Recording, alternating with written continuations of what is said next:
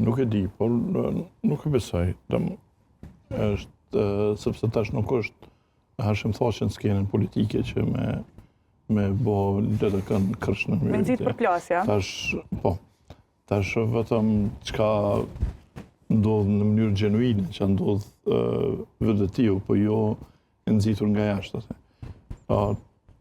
Por të kur pyete për punën e tërheqjes kur humb zgjedhjet në Angli, partia, në momentin që njëra parti humb zgjedhjet, ndrohet lideri. Me njëherë vjen tjetër lideri i partisë, qoftë nëse është në pushtet e humb pushtetin, qoftë nëse është në opozitë dhe nuk mund ta fitoj pushtetin, atëherë automatikisht lideri asoj partie jep dorëheqje dhe zgjedh dikush tjetër.